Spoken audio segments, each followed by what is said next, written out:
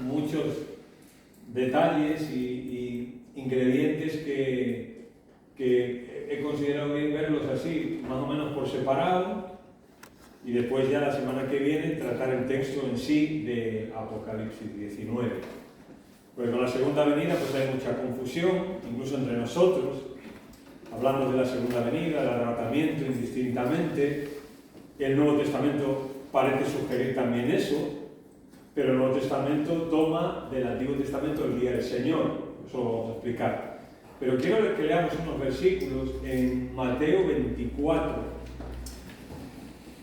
Mateo 24 es este pasaje cuando Jesús les explica o les dice que en Jerusalén no va a quedar piedra sobre piedra y va a ser destruida. Así que los discípulos le preguntan, bueno, pues esto es como que es el fin ya, si Jerusalén se destruye, así que dinos qué señales hay de tu venida y del fin del siglo. Y eso a veces nosotros lo hemos tomado, ya lo hemos explicado aquí, no tengo mucho tiempo, pero lo hemos tomado como que la venida del Señor tiene señales, ¿sí? Y no es verdad. Vamos a ver, el arrebatamiento, cuando nosotros usamos el arrebatamiento como la venida del Señor, no hay señales. Uno no puede decir, me veo que por lo que está pasando va a venir el Señor. No. Si tú tecleas en Google características o razones por las cuales el Señor está pronta a su venida a por su iglesia, pues te salen millones de entradas, millones. Y lo vimos en su momento, desde el primer siglo hasta hoy hay cientos, millones de personas que han dicho fechas de la venida del Señor, que han dicho lugares, características, etc. Búscalo en Google, o sea, ahí te aparece. O en Wikipedia también aparece. Desde el siglo I, ¿quién dijo? Desde científicos, adivinos, maestros de la Biblia, todo el mundo ha dicho, el Señor viene ya, y 21 de marzo de no sé qué año. Pues no ha venido. Por eso el arrebatamiento no tiene fecha, tampoco la segunda venida. Pero la segunda venida sí tiene señales. Sí tiene señales. Bien, ¿cuáles son las señales de la segunda venida? Las hemos estado viendo. Capítulos del 6 al 18 de Apocalipsis. Esas son las señales de la segunda venida de Cristo. Son los juicios vimos los sellos, las trompetas y las copas. Los juicios que se derraman sobre la tierra durante 7 años son las señales de que al final de ese periodo Cristo viene a la tierra. Bien, así que Jesús está contestando en Mateo 24 y está diciendo que primero que serán perseguidos, que habrá guerras, que se levantarán naciones, que habrá falsos maestros, que la maldad se va a multiplicar, que va a haber una absoluta falta de moralidad, etcétera, etcétera. Y ahora el versículo 29 de Mateo 24. Inmediatamente después de la tribulación de aquellos días, el sol se oscurecerá y la luna no dará su resplandor y las estrellas caerán del cielo y las potencias de los cielos serán conmovidas. Y ahora dice, entonces aparecerá la señal del Hijo del Hombre en el cielo y entonces hará lamentación las tribus de la tierra y verán al Hijo del Hombre viniendo sobre las nubes del cielo con gran gloria y poder. Es decir, lo que nos está diciendo Jesús es que después de esos días que en los primeros versículos de Mateo 24 Jesús describe como la tribulación y como un principio de dolores y una segunda ola de juicios y de desastres, es después de esos días, inmediatamente después, dice, de la tribulación, el Señor vendrá. Bien. Así que la segunda venida de Cristo sí tiene señales, no así el arrebatamiento. Bien. El Señor Jesús volverá a la tierra, listo para la batalla final. Él vendrá. En su primera venida, hombres injustos juzgaron al justo, ¿verdad? Su primera venida. Pero no será así en la segunda venida. La segunda venida nadie lo va a juzgar, sino que Él es el que va a juzgar a las naciones. vamos a ver, ¿no?, que dice que el tiempo se habrá acabado, porque dice Apocalipsis 19, de su espada salía de su boca, tenía que ser, de su boca salía una espada afilada para derribar a las naciones. Viene para juzgar a las naciones. También se nos habla, ¿por qué viene para juzgar a las naciones? Porque hemos visto cuál es la actitud de las naciones en Apocalipsis del 6 al 18. ¿Cuál es la actitud? No es ¿cómo diría? Que es hostil al Señor, ¿no? Las naciones son hostiles al Señor, no lo reciben, no están deseando, no, todo lo contrario, las naciones son hostiles al Señor. También se nos habla de su gobierno, Él las gobernará con vara de hierro, perdonad aquí. Es más, vamos a ver que cuando el Señor venga se libra una última batalla, donde las naciones se están oponiendo y en contra de Israel y del Señor también. También se nos habla de su gobierno. Él las gobernará con vara de hierro. Vamos a hablar del milenio, ¿no? Milenio. 1000 años, un reino de 1000 años en la tierra.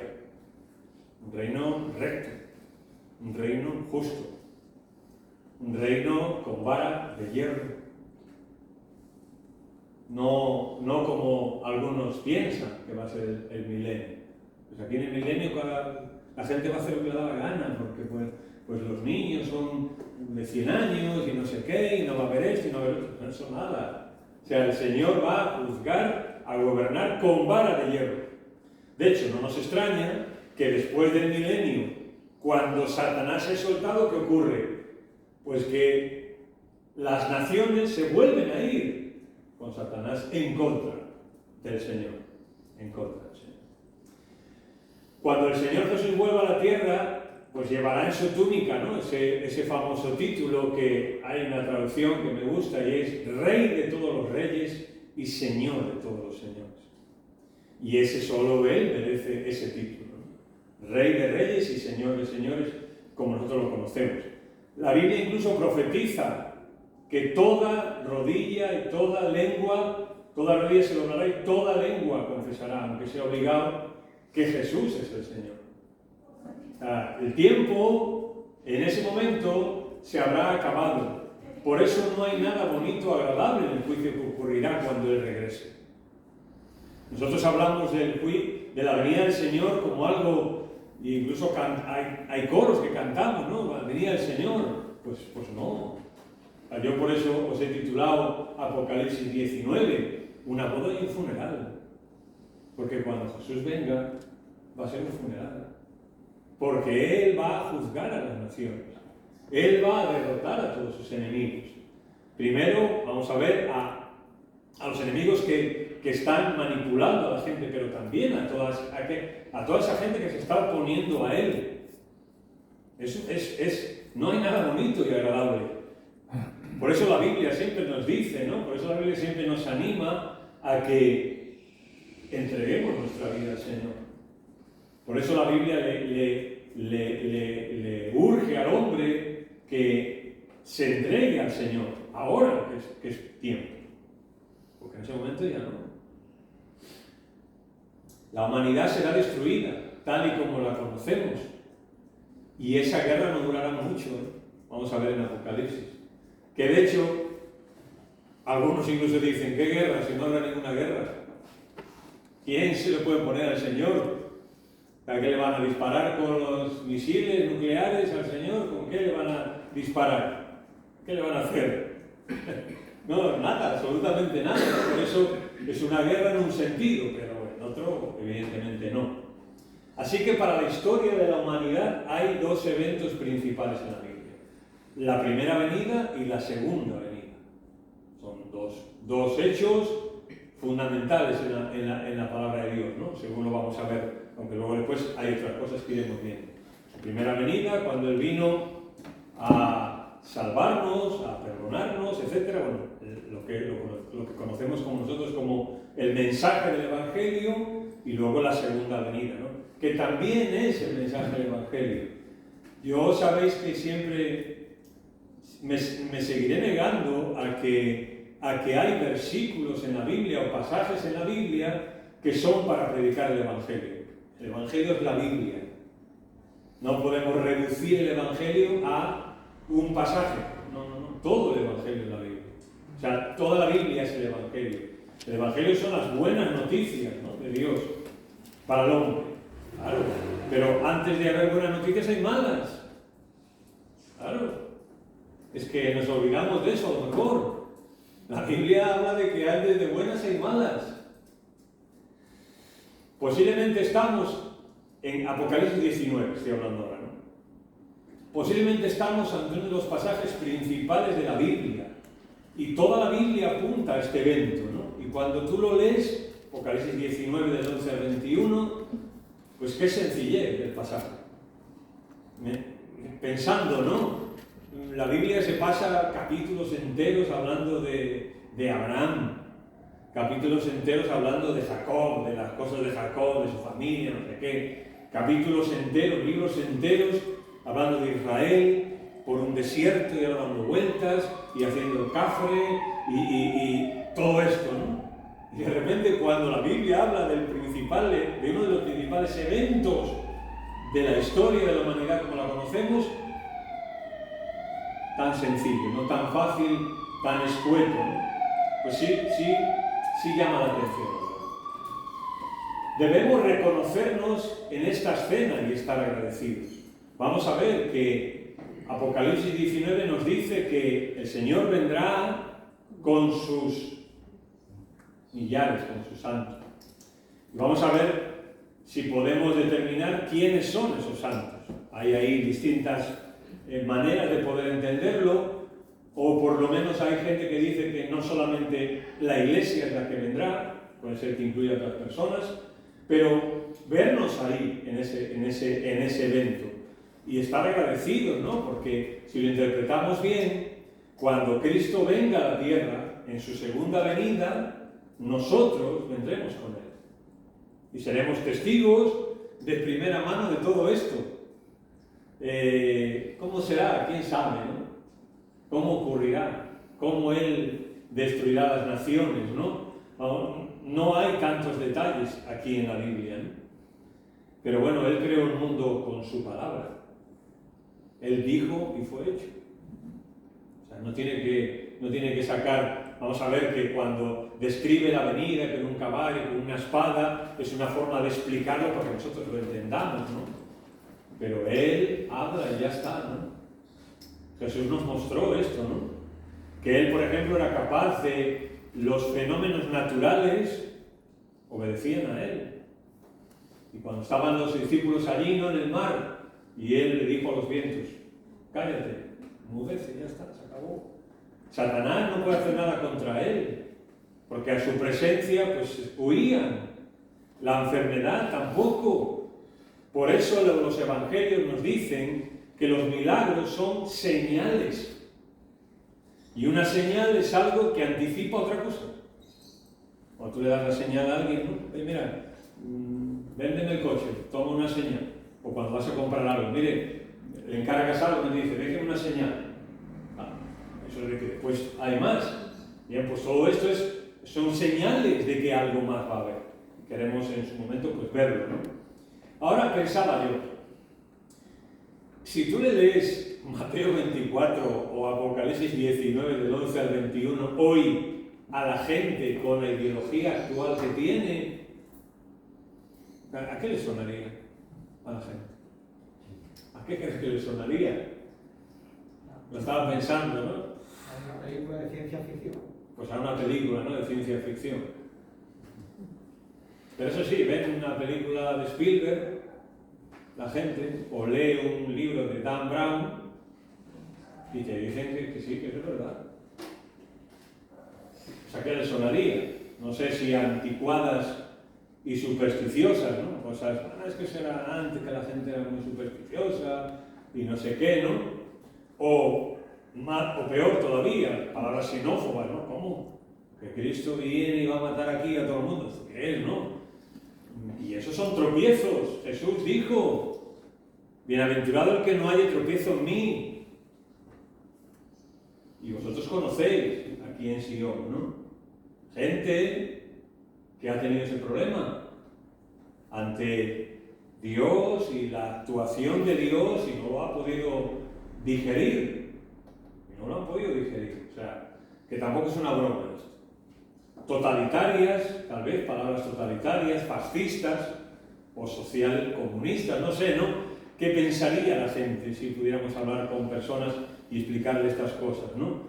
Yo creo que, bueno, un poco lo que decía Bene, sería posiblemente, no, eso es una forma de decir las cosas, bueno, es una batalla entre el bien y el mal. Bueno. Bien, en Apocalipsis hay mucha gente esperando y deseando la venida del Señor. Vemos que durante los juicios de la gran tribulación, aquellos que no son arrebatados antes de la tribulación y que durante la tribulación se convierten a Cristo, son perseguidos y muchos se los mata, se les asesina. Y Apocalipsis nos muestra en el cielo, están allí y están clamando. Y están pidiendo, Señor, ¿hasta cuándo tú no juzgarás estas cosas? ¿Hasta cuándo? Y decíamos en ese momento que, aún con la cruz por medio, esas personas dicen, Señor, ¿hasta cuándo? Tal vez porque a lo mejor entienden, están delante del Señor y puede ser que entiendan lo que es la justicia de Dios de una forma distinta, o a lo mejor más completa, puede ser, pero están ahí clamando. En la tierra sigue habiendo personas que han creído en Cristo y que por no entrar en el sistema y en la marca de la bestia, todo lo que vimos, también son perseguidos. Y esas personas están anhelando y deseando pues que el Señor venga en el libro. ¿Es nuestro anhelo también este? Pues también debería ser nuestro anhelo, ¿no? Que el Señor venga. La Biblia termina así. La Biblia termina así. Ven, Señor Jesús. Y el Espíritu y la Iglesia dice, ven, ven. Y Él vendrá en su tiempo. Y eso me parece a mí que es lo que está diciendo. No a lo mejor ven ahora mismo, sino ven. Y Él va a venir a cumplir sus promesas. Satanás, nuestro enemigo, por fin derrotado. El pecado eliminado. O sea, ¿qué más queremos? ¿No? Pero, por ejemplo, Pablo dice, no reine pues el pecado en vuestro cuerpo mortal hoy, de modo que lo obedezcáis en sus deseos, en sus pasiones. Porque a veces nos dejamos dominar por él, estaba pensando yo. Si de alguna forma anhelamos eso, ¿no? Y deseamos que un día el Señor venga y nos libre de todo esto, ¿no? ¿Por qué no luchar contra eso hoy? ¿Por qué no esforzarnos? ¿Por qué no velar? ¿Por qué no decidir vivir como tenemos que vivir? Mirad, el pueblo de Dios a lo largo de la historia siempre anheló la venida de Jesucristo para derrotar a todos sus enemigos y establecer su reino. Cuando leemos atrás en los libros, que es un poco la referencia que tenemos, ¿no?, de otras generaciones, y anhelaban y se hablaba mucho de la venida del Señor, no era simplemente, o por lo menos cuando yo leo estos libros, no era simplemente un Señor, ven, porque así yo ya me voy a librar me voy a sacudir un montón de cosas, ¿no? Sino que la sensación en los libros es la misma que está en la Biblia, me parece a mí, es Señor, ven, pero para que tú establezcas tu reino y para que la justicia de Dios de verdad exista aquí. Si no, ¿cuáles son las palabras que Jesús le enseñó a orar a los discípulos? Señor, enséñanos a orar. Bien, ahí va, lo voy a enseñar. Y una de las cosas es: se haga tu voluntad como en el cielo, así también. Este anhelo en parte viene por nuestro deseo de liberarnos de nuestro enemigo. Y Pablo en Romanos dice: el Dios de paz aplastará en breve a Satanás bajo vuestros pies.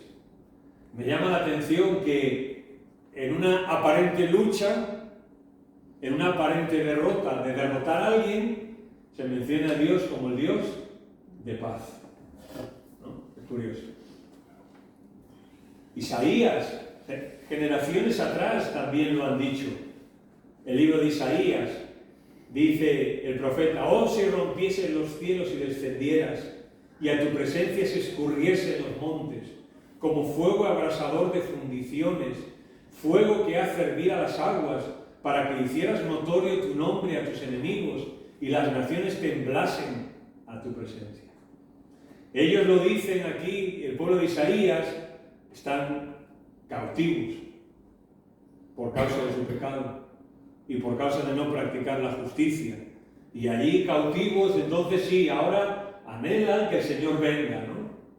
Pero es que el pueblo de Israel, las páginas negras en la historia del pueblo de Israel, siempre ha sido cuando el pueblo de Israel no ha seguido la justicia de Dios. Perdón.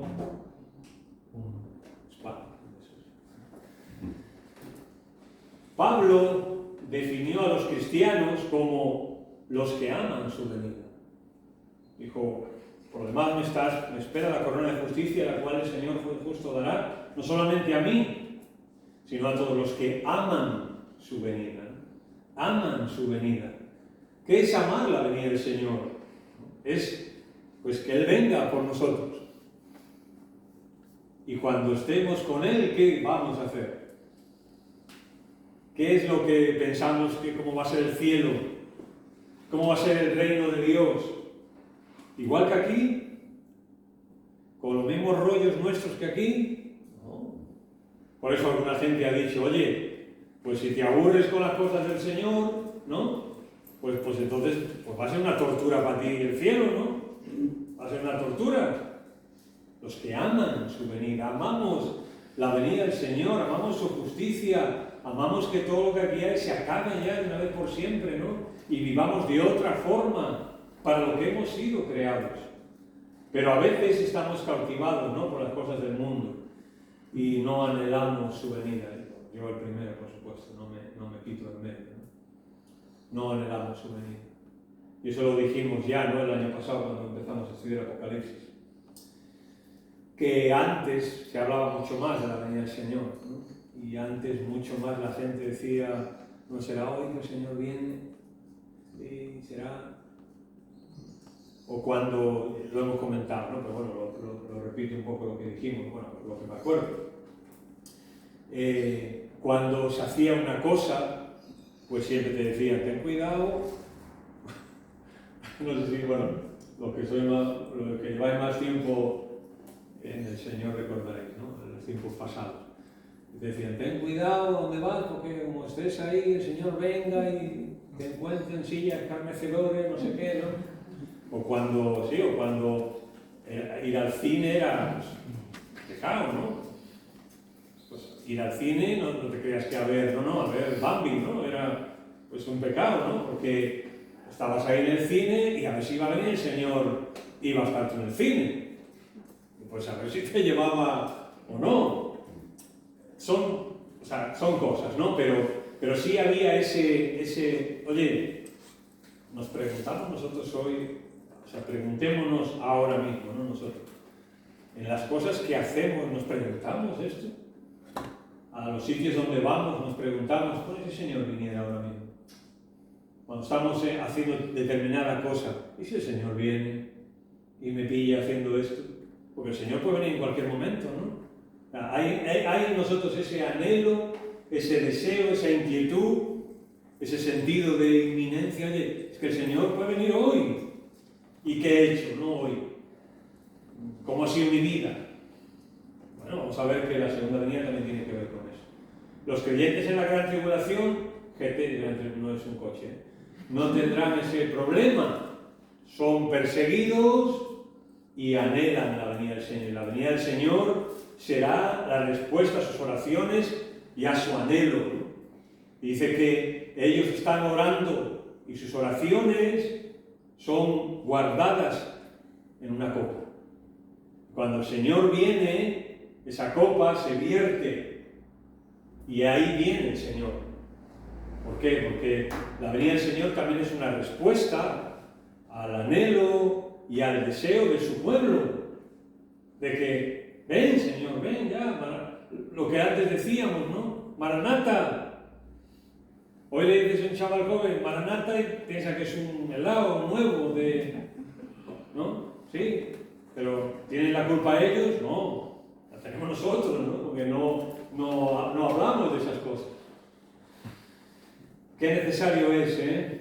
Porque cada vez estamos más hundidos, ¿no? Cuando se habla de fútbol, ¿no? Cuando un equipo no ataca y está muy de aquella manera, pues suele decir, bueno, el equipo está hundido. Hundido quiere decir está atrás en la defensa ahí, ¿no? Y no sale, no juega, no... Pues necesitamos estos temas, necesitamos volver a leer estas cosas, recordarlas para no estar hundidos también nosotros, ¿no? Levantarnos también. Mirad, con la llegada del hombre moderno, o el superhombre, como se llamaba, después de la revolución industrial, ¿no? Pues la humanidad pensaba que caminábamos hacia una edad dorada, ¿no? Pero hoy, 2 guerras mundiales después, múltiples guerras nacionales, guerras civiles, terrorismo, violencia, hambres, desaparición de valores, inestabilidad, etc. Y tampoco sin solución en el horizonte, ¿no? Pues la Biblia dice que esto solo tiene una forma de solucionarse, y es el regreso del verdadero rey para establecer su reino. O sea, no esperemos que las cosas se arreglen. Yo a veces hablando con hermanos, ¿no? Cuando a veces en España es donde vivimos nosotros, claro, pues es que hay que ver estas leyes que están sacando, esto, lo otro, a ver qué vamos a hacer, hay que salir a protestar, o hay que no sé qué, o hay que no sé cuánto, pero siempre ha sido así. O sea, ¿desde cuándo un gobierno ha legislado de acuerdo a la Biblia y para favorecer al Señor? Eso nunca lo vas a ver, nunca lo has visto y nunca lo vas a ver. En la historia ha habido algún chispazo por ahí, pues muy súper esporádico, pero poco más. Pero eso no lo vamos a ver. No pretendamos, pues que nuestras ministras, que nuestras ministras actuales, ¿no? Pues de repente cojan la Biblia y digan, sí, pues no lo van a hacer. No lo van a hacer. No esperemos que a nuestros hijos en el colegio pues les enseñen valores cristianos y ética, eso no esperemos. Pero nunca ha pasado esto. Ya desde Moisés, ¿no? Moisés lo enseñan en la corte del faraón. A Daniel lo intentan enseñar en Babilonia y le cambiaron hasta el nombre. Pero él se mantuvo firme. Y Moisés igual, él prefirió, escogió. Y nosotros tenemos que hacer lo mismo, ¿no? Escoger. La Iglesia tiene que escoger. Pero como hemos visto ya, ese tiempo no vendrá sin antes una feroz oposición de Satanás, sus huestes y un mundo rebelde. Hemos tratado aquí durante un año, ¿no? Los capítulos 6 al 19.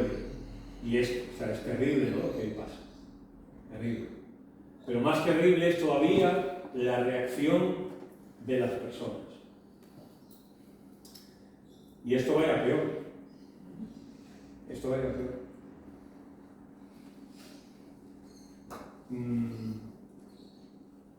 Hace pues 30 años más o menos, yo me acuerdo que en España, dentro de las iglesias evangélicas, hubo una campaña informativa, digamos, o como le queramos llamar, donde se decía que España iba como iba, hace 30 años, imagínate si esa gente levantaba la cabeza, pues 30 años, sí, más o menos, que España iba como iba y la Iglesia iba como iba porque había que romper ciertas cadenas espirituales que había dentro de la Iglesia, no sé qué, no sé cuánto, y y era una España rota así, con unas cadenas, bueno, me acuerdo hasta más o menos del póster. Y que si hacíamos eso, ¿no? Pues vendría un avivamiento aquí, ¿no? Y la gente se convertiría, bueno, sí, tenemos que decir a la gente, ya no más, que ya no se convierta nadie más, ¿no? Pues no pasó, ni va a pasar. Porque eso lo dice la Biblia, vamos a ver, ¿no? Que según vaya avanzando el tiempo, no va a ir a mejor esto, va a ir a peor. Va a ir a peor. Durante la gran tribulación se verá, como hemos visto, el mayor de todos los imperios humanos encabezado por el malvado genio conocido como el Anticristo. Hemos hablado de él, ¿no? Un líder, o sea, Sánchez ha hablado de él, o Obama, o cualquiera, Pero Sánchez porque es el que tenemos ahora. Nada, se queda en nada. O sea, él, imagínate, él, con todo lo que está pasando en el mundo en esos años, él y el falso profeta conseguirán revertir la mente y el corazón de la gente no hacia Dios, sino todo lo contrario. Es increíble lo que va a lograr. Están cayendo los juicios, ¿no?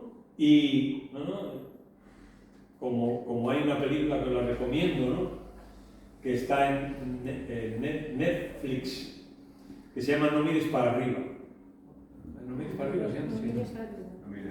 No mires arriba. Y, bueno, la película, verla, pero es una película donde están pasando ciertas cosas y la gente decide, pues, si no miro, pues no pasa nada. Y va a ocurrir algo y si no miro, no pasa nada. Y el Anticristo va a lograr esto, ¿no? Que la gente no mire para arriba, no mire a Dios.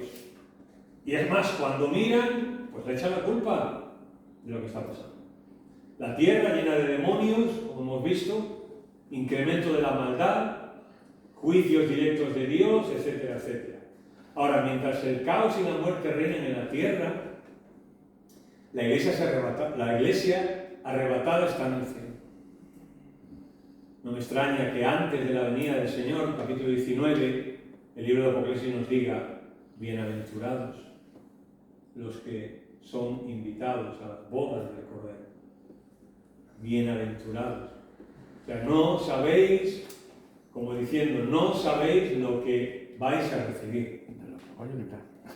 Lo que vais a evitar. Por eso somos bienaventurados. Porque capítulo 6 al 18 de Apocalipsis es un escenario terrible, terrible. Y la forma de describirlo, ¿no? La gente va a desear hasta morir. No podrá. Mientras nosotros con el Señor. Solo eso, ¿no? Ya tendría que ser un motivo para que nuestras vidas aquí, como hemos visto, el tema del tribunal de Cristo fuesen un poco distintos. ¿Qué dijo Jesús? Jesús dijo, cuando dijo que se iba, no se turbe vuestro corazón. ¿Creéis en Dios? Creed también en mí. En la casa de mi Padre muchas moradas hay. Si así no fuera, yo os lo hubiera dicho. Voy pues a preparar lugar para vosotros. Y si me fuere y os preparé lugar, vendré otra vez y os tomaré a mí mismo, para que donde yo estoy, vosotros también estéis. El Señor un día vendrá por nosotros, nos llevará y estaremos con Él. La iglesia, la novia del Cordero, estará esperando adelante las cenas de las bodas del Cordero en el milenio. Eso lo vamos a ver. Pero antes de esta maravillosa celebración, pues el rey tiene que ganar esa última batalla. Así que aquello que toda la Escritura espera y a la cual toda la historia se apresura, es la venida del Señor Jesucristo a la tierra. La historia conocida, porque luego, después habrá nuevos cielos y nueva tierra. Y de eso no sabemos nada prácticamente. Pero sabemos que habrá una eternidad, ¿no? Cuando lleguemos al capítulo 22, yo os lo dije, ¿no? Que yo encuentro muchas similitudes con capítulo 1 y 2 de Génesis. En el capítulo 22 de Apocalipsis encuentro muchas similitudes. Y mi idea del cielo tal vez es un poquito distinta, pero bueno, llegaremos, supongo, si el Señor lo permite. En ese momento los propósitos de Dios para los cuales el Hijo vino al mundo se realizarán. La redención se habrá completado y la soberanía divina habrá sido manifestada sobre la tierra. Bien, y ahora en el tiempo que nos queda, un aspecto un poquito más técnico, ¿sí? Si me permitís. Los puntos de vista sobre la segunda venida. Porque no todo el mundo piensa igual. Dentro de la Iglesia, no todo el mundo piensa igual en cuanto a la venida, a la segunda venida de Cristo. Históricamente ha habido 4 puntos de vista con respecto a la segunda venida. El primero es un método no literal o espiritualizado. Quiere decir que a la hora de interpretar los textos que vamos a ver, no se interpretan literalmente, sino que se interpretan de una manera figurada, alegóricamente. El punto de vista no literal dice que no habrá un regreso literal de Jesucristo, corporal y personal, a la tierra. Dicen que no, que la segunda venida no va a ser tal y como nosotros lo decimos, que Él va a venir de una forma visible y corporal. Considera que la segunda venida del Señor se cumplió pues en la destrucción de Jerusalén, o en el día de Pentecostés, o en la muerte de los santos, o en la conversión del individuo, o en cualquier crisis de la historia, o en la experiencia del individuo. Es decir, que la historia ha sido una especie de constante venida del Señor para establecer su reino. Su controversia es en cuanto a si habrá una segunda venida literal o no.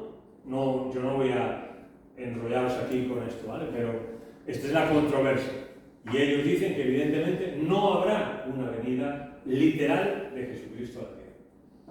Así que este punto de vista se basa en la incredulidad a la palabra de Dios, la incredulidad en el sentido de que si la Biblia te dice que va a venir, pues créetelo, ¿no? No empieces a ver cómo lo adapto, ¿no? O en el método de espiritualizar la interpretación. Bien, ese es el primero. Segundo punto. Es lo que se llama el postmilenarismo. Post quiere decir después. Bien. Popular entre los teólogos del pacto del periodo posterior a la Reforma, teólogos del pacto, sostiene que mediante la predicación del Evangelio el mundo entero será cristianizado y sometido al Evangelio antes del regreso de Cristo. Por ejemplo, hay algún texto que está sacado del contexto, evidentemente, que dice que el Evangelio será predicado en toda la tierra y después vendrá, ¿no? Bien, eso en su momento creo que vamos a ir ahí, pero el texto está sacado del contexto así solo, es una frase sacada totalmente. Aunque el nombre de esta corriente se deriva del hecho de que, según esta teoría, Cristo regresa después del milenio, por tanto es postmilenial. Es decir, que Él durante la historia va a estar predicándose el Evangelio y de repente el mundo será cristianizado y habrá una especie de reino en la tierra donde Cristo no está, pero es como si estuviera, porque todo el mundo, el mundo cristianizado. Y cuando acabe ese tiempo, entonces el Señor sí viene. Bien, ahora, tercero, es lo que se conoce como el amilenarismo. Esta escuela está creada por San Agustín y los demás reformadores. San Agustín, sí, 300 y pico, 420, murió por ahí creo, San Agustín. Bien, esto lo explicamos aquí, pero yo lo voy a explicar muy rápidamente, en un minuto. Lo que dijimos fue que San Agustín es el que introduce la escuela de interpretación alegórica, ¿no? Su hermenéutica, o sea, las normas de interpretar la Biblia, él empieza a entender que hay cosas que hay que interpretar alegóricamente. Pero son los reformadores ya, siglo XV, los que en serio empiezan ya a estudiar y a sistematizar la Biblia, ¿no? Bien, más que San Agustín todavía, ¿no? Aunque para leer a San Agustín tela, ¿no? O sea, libros densos, pesados, ¿eh? Pero bueno. Y luego los reformadores lo que hacen es empezar a escribir y es lo que conoce como que se empieza a sistematizar el estudio de la Biblia. Hasta ese entonces ahí era toda una selva, ¿no? Y algunos reformadores, ¿qué hacen? Empiezan a estudiar la Biblia por partes. Bueno, pues vamos a estudiar a Dios aparte, ¿no? Vamos a estudiar a Cristo aparte, o la salvación, o la doctrina de las últimas cosas, etc., ¿no? Y empiezan a sistematizarlo, ¿no? Bien. Y ellos, cuando llegan al Antiguo Testamento en algunos temas, ven que, claro, en la Biblia, el Antiguo Testamento, promete una edad dorada de Israel. Una edad dorada, un reino dorado de Dios en la tierra, con Israel como parte fundamental, ¿no? ¿Y qué pasa? Pues en el año 70 Israel desaparece del mapa y es lo que conocemos como la diáspora. Israel se dispersa por todo el mundo, pierde su identidad nacional y ya no es un ente, o sea, no es un ente político, geográfico. Israel existía, pero no estaba ni en su tierra ni nada que se le parezca. Eso es como si ahora nosotros, los españoles, pues nos echaran todos. Y ahora eso lo conquistara pues Portugal, ¿no? Y ahora nosotros nos echaran y ellos ponen su bandera aquí y esto es Portugal. Y ahora uno se va a un sitio, otro se va a otro, etc. Israel durante siglos estuvo así. Entonces, ¿qué pasa? Los reformadores empiezan a estudiar y dicen, vale, estas promesas que hay, pues no se han cumplido ni se van a cumplir, porque Israel no está, ni se le espera, ¿no? Así que, ¿qué dicen? Bueno, lo que dicen es, si Israel ya no está ni va a existir y hay unas promesas aquí, ¿qué pasa? Pues entonces, ¿en quién se cumple? En alguien se tiene que cumplir, porque Dios no dice algo para dejarlo sin cumplir. Así que ellos que dicen, bueno, pues esto se cumple en la Iglesia. Esto se cumple en la Iglesia. Y cuando llegan al milenio, que dicen, bueno, pues no hay un reino milenial en la tierra porque Israel no está. Y Cristo no puede reinar sobre Israel porque Israel no está. Así que, ¿sobre quién reina? Pues sobre nosotros. ¿Cuándo ocurrió? Cuando Cristo vino a la tierra y entró en los corazones de sus hijos y de sus hijas, y Él reina en los corazones. ¿Qué pasa? Pues como dijimos en su momento, ¿no? 1948, 300 años, 400 y pico años después de eso, Israel resulta que vuelve a ser una nación. Las Naciones Unidas, en una votación histórica, lo reconocen y Israel vuelve a ser un pueblo, un ente político geográfico, ¿no? Así que ese es el fallo fue pues ¿no? Ahora, ¿qué pasa? Pues esto ha seguido y no se ha rectificado. Punto de vista del milenarismo, punto de vista que sostiene que no habrá ningún milenio sobre la tierra después de la segunda venida de Jesucristo. Bueno, decir esto, por ejemplo, el milenarismo, por decir uno, ¿no? O sea, esta teoría o esta posición doctrinal no está hecha por 4 papas fritas, son gente, cuidado, hay que leerlo el tema, y hay que hilar muy fino, porque no te creas tú que son unos argumentos ahí de andar por casa, cuidado, o sea que, lo que pasa es que no tenemos tiempo, pero vamos, sí. Todas las profecías con respecto al reino, dicen ellos, se están cumpliendo espiritualmente en la Iglesia, en el periodo intermedio entre las dos venidas, ante la primera venida, cuando Él se fue y cuando Él vuelva al final del milenio, cuando Él vuelva, cuando decida, bien, pues eso es lo que ellos conocen como ese periodo. Y esas promesas todas se están cumpliendo espiritualmente en la Iglesia. Su controversia es sobre la cuestión de si habrá un milenio literal para Israel o si las promesas con respecto al milenio se están cumpliendo ahora en la Iglesia, bien sea en la tierra o en el cielo. Aquí vimos también en Lucas algunos pasajes también fundamentales, no los vamos a ver porque simplemente era que viéramos estas posiciones.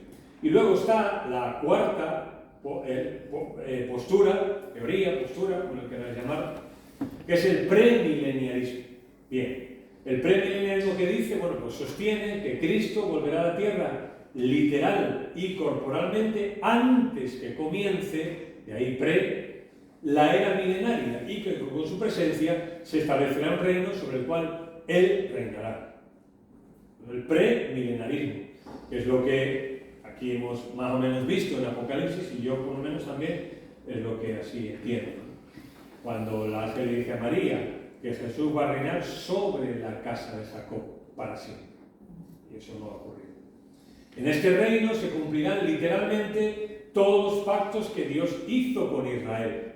Si nosotros vamos al Antiguo Testamento, los pactos hechos a Abraham, a David también, segundo Samuel 7, a Israel como nación, no vemos en el Antiguo Testamento que eso se haya cumplido. Ha habido algo, pero no literalmente todo. Así que por eso creemos que sí, Jesús cumplirá estos pactos en la tierra con el pueblo de Israel. Continuará por 1000 años, después de lo cual el reino será entregado por el Hijo al Padre y se unirá con el reino eterno. O sea, cuando ya termine el milenio, vamos a ver qué ocurren ahí un par de sucesos y luego ya la Biblia no nos dice nada.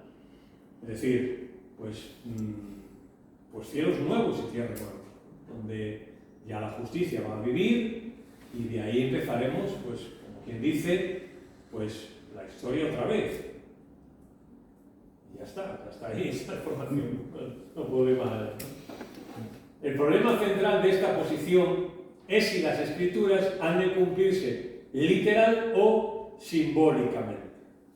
Por eso la Iglesia evangélica, nosotros la Iglesia evangélica, las mayores diferencias que ha habido entre algunas iglesias o algunos escritores o algunos teólogos o alguna gente entendida en la palabra y todo eso es entre una interpretación literal o una interpretación no literal. Es curioso que normalmente, por ejemplo, San Agustín era un hombre que usaba la interpretación alegórica a la hora de interpretar las cosas. Pero si tú lees los escritos de San Agustín, es curioso que él, para algunas doctrinas, cuando él escribió, ¿no?, La Ciudad de Dios y algunos libros que donde él habla de todo, es curioso que él, cuando, por ejemplo, interpreta muchos pasajes de muchas doctrinas, él usa una interpretación literal, ¿no? Pero hay en otras cosas, por ejemplo, en escatología, o sea, la doctrina de las últimas cosas, San Agustín no aplica un método literal, o sea, aplica un método espiritual.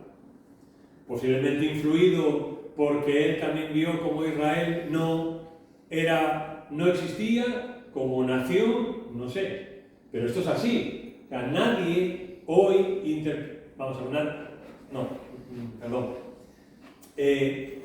la escuela literal para interpretar la Biblia, interpreta la Biblia literalmente. Toda. Sin excepción. Toda. A no ser que la Biblia también tiene símbolos. Tiene alegorías. Y una alegoría, pues también la tienes que interpretar literalmente. Tú no puedes interpretar figuradamente una figura. Porque toda la que puedes liar es pequeña, ¿no? Bien. Pero la escuela alegórica, cuando interpreta la Biblia, no aplica eso a toda la Biblia, sino a solo una parte de la Biblia, que ellos entienden que sí hay que aplicarla alegóricamente. Por ejemplo, este es un escritor que es amilenarista, y él dice, si las profecías del Antiguo Testamento, o sea, esta es una persona que no cree en el milenio literal, y dice, si las profecías del Antiguo Testamento las interpretamos o hay que interpretarlas literalmente, no se puede considerar como si ya se hubieran cumplido o como si se pudieran cumplirse en esta era presente. Es una persona que no cree que hay un milenio, que habrá un milenio literal en la tierra. Y sin embargo, es honesto y reconoce que si las profecías del Antiguo Testamento las tenemos que interpretar literalmente, pues entonces él dice, esto no ha ocurrido. Todavía no ha ocurrido. ¿Entendéis, no? O sea, ¿entendéis lo que él quiere decir? Lo que divide a estos 4 puntos entonces es el punto de vista, está en el método que ha de usarse en la interpretación. Por ejemplo, al analizar la iglesia primitiva y los padres de la iglesia nos encontramos que el punto de vista premilenarista dominó hasta la aparición de San Agustín y después los reformadores. Es decir, cuando las generaciones más cercanas a Cristo y a los apóstoles, los escritos que tenemos son interpretando que sí habrá un milenio en la tierra y que sí Cristo vendrá antes de ese milenio para inaugurar. Las demás posiciones son tiempo después.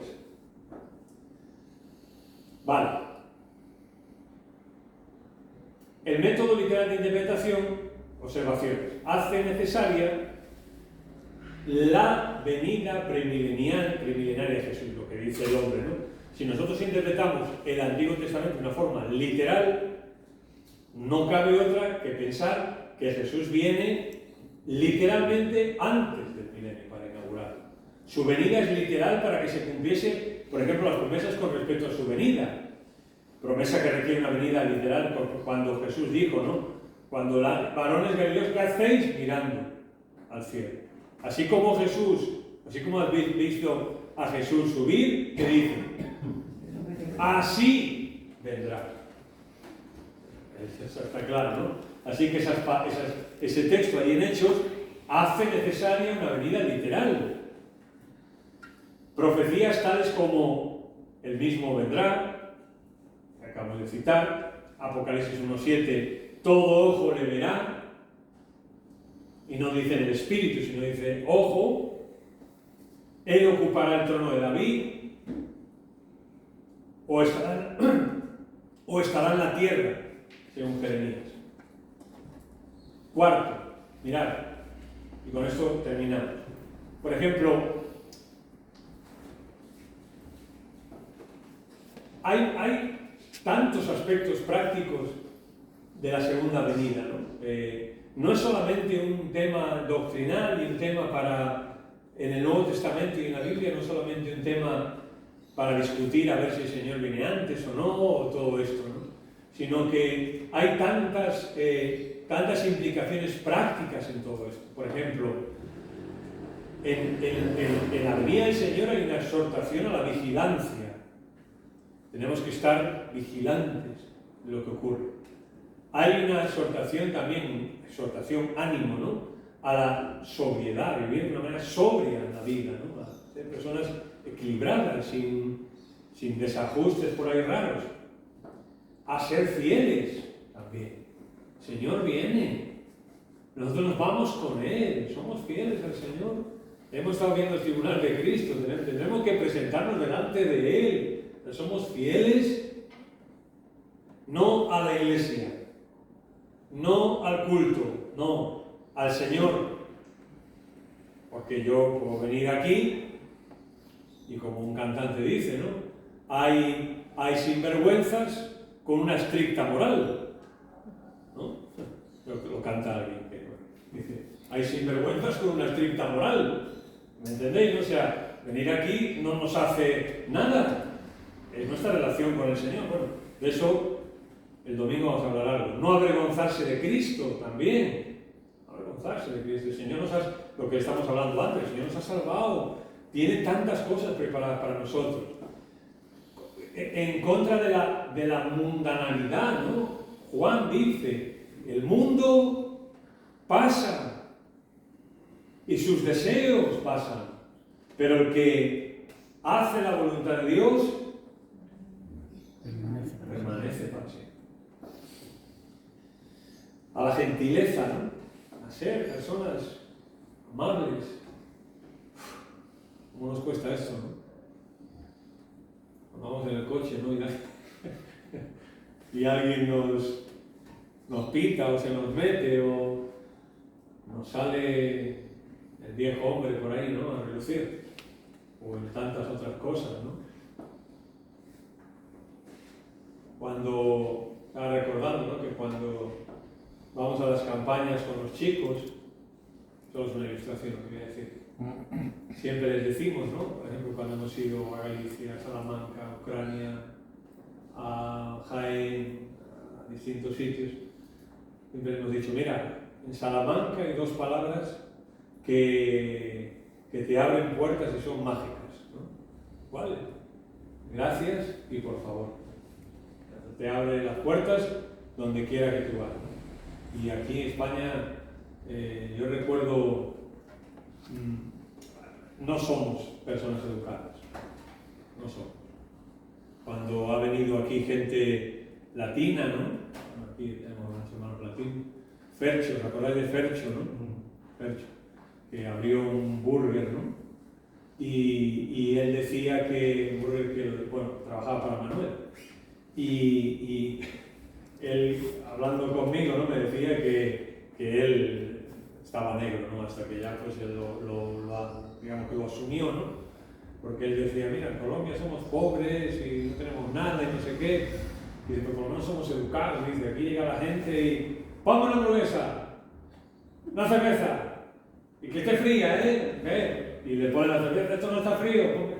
Y Fercho decía que cuando venía y le decía, ponme una hamburguesa, decía, buenas tardes, hola. Estas cosas, ¿no? Simplemente una ilustración, gentileza. La paciencia. Paciencia en el Nuevo Testamento es, siempre que encontréis paciencia, es perseverancia. Perseverar. O sea, aguantar. Porque el Señor viene, pero todavía no ha venido, ¿no? Y hay que aguantar. A la sinceridad, a la santificación también, a vivir una vida santa, como dice Juan, ¿no? Para que cuando el Señor venga no os alejéis avergonzados en su venida. A la obediencia también, ¿no? A doblar el cuello, a la diligencia, ser personas diligentes, usar bien lo que Dios nos da, nuestro tiempo, a la pureza, a permanecer en Él, a resistir las pruebas, a sufrir persecución, a vivir piadosamente, a velar, etcétera, etcétera, etcétera. Es un poco como, yo os he puesto este ejemplo a veces, ¿no? Quedan 3 o 4 minutitos. Os he puesto este ejemplo a veces. Cuando yo fui a Guatemala a estudiar, yo sabía que iba a estar allí 4 años y me iba a venir, ¿no? Para aquí. Así que yo no compraba nada porque...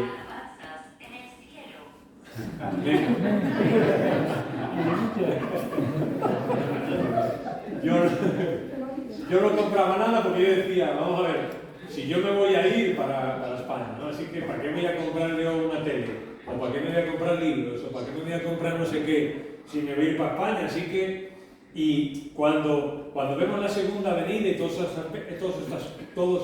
estos aspectos, es como que el Nuevo Testamento es lo que nos está sugiriendo, que nosotros somos extranjeros, peregrinos, que nuestra tierra no es esta, ¿no? Que no nos vamos a poder llevar nada, que las cosas que nos vamos a poder llevar son las cosas que hagamos para Él, la forma en la que vivamos. Como dijimos, el tribunal de Cristo, 2 formas, verlo de forma negativa o positiva. Verlo de forma negativa, vaya tela la que me va a caer cuando llegue ante el Señor, o venga, o sea, si el Señor tal vez no venga mañana, tal vez no venga pasado mañana, tal vez tengo todavía tiempo para ¿qué? Para agradarle, para servirle, para vivir para Él, para velar, para ser diligente, para ser sobrio, para ser fiel al Señor, etcétera, etcétera. No es como que tenemos una vida por delante, sea más corta, más larga, porque tenemos esta expectativa. Y el Nuevo Testamento dice, no, os ruego, dice, os ruego, o sea, es como decir, por favor, de verdad, por favor, os ruego que viváis como extranjeros y peregrinos. Os ruego que viváis como extranjeros y peregrinos. La gente no vive así. La gente vive como que aquí se va a quedar. Que aquí se va a quedar. O vive todo lo contrario, ¿no? Como solo se vive una vez, pues dar a tu cuerpo alegría, Macarena. Pero nosotros no. Nosotros tenemos otra visión de las cosas. Mirad lo que dice Primera Tesalonicenses 1, vamos a ir un momento. Y con estos dos versículos cerramos. Primera Tesalonicenses, un texto muy bonito. Los tesalonicenses, pues, por lo menos la primera carta vemos que es una gente que se había convertido y que habían dado la vuelta en su vida y caminaban de otra forma, vivían de otra forma. Y dice en versículo 8, porque partiendo de vosotros ha sido divulgada la palabra del Señor, no solo en Macedonia y Acaya, sino también en todo lugar vuestra fe en Dios se ha extendido, de modo que nosotros no tenemos necesidad de hablar nada, porque ellos mismos cuentan de nosotros la manera en que nos recibisteis y cómo os convertisteis de los ídolos a Dios, para servir al Dios vivo y verdadero. Y ahora dice, y esperar de los cielos a su Hijo, al cual resucitó de los muertos, a Jesús, quien nos libra de la ira venidera. Ellos habían conocido al Señor y vivían para el Señor y esperaban de los cielos al Señor. Fíjate tú, si fue así tanto que como después no venían, pues les creó un problema, ¿no? La primero era, digo, el Señor viene, tal, y parece que había ya un descontrol, porque pues como no venía, pues entonces ya preguntaban, bueno, oye, ¿qué pasa? Porque este se ha muerto, entonces él se va, yo no sé qué, y ya tenían ahí dudas. Pero era por su celo, ¿no? Por su ánimo de esperar al Señor. Y Pablo pues corrige esas cosas en ellos, ¿no? Bueno, hermanos, hermanas, que nosotros también seamos capaces de esperar la venida del Señor. Y Él viene, Él viene. Y en cualquier momento puede venir y llevarnos con Él. Y nosotros tenemos que estar preparados. Ya vamos a ir con Él, si somos hijos de Dios, eso no nos va a quitar nadie. Vamos con Él. Pero será mejor que estemos preparados para su venida. Y será mejor que nuestros corazones y nuestras vidas estén bien delante de Él. Amén. Bien, la semana que viene hablamos porque ya hemos tratado todo la periferia, así que ya nos podemos centrar en la segunda venida. Señor, gracias por este día, por esta esperanza bienaventurada que tenemos, Señor. La verdad que también a nosotros nos pasa, como a mucha gente le pasó en el pasado, que estamos aquí y que no vemos solución para nada, que muchas veces esperamos que las cosas aquí mejoren, pero no va a mejorar, Señor, lo sabemos. Pero de alguna manera pues es nuestro deseo, porque tal vez queremos vivir mejor, o queremos que nuestros hijos, nuestros nietos estén en un mundo mejor y con unas condiciones mejores, pero en muchos sentidos no va a ser así, Señor. Por eso nuestra oración es la que tú nos enseñaste. Guárdanos del mal. Y que podamos vivir para ti cada día y esperar tu venida bienaventurada. En el nombre de Jesús te lo pedimos. Amén.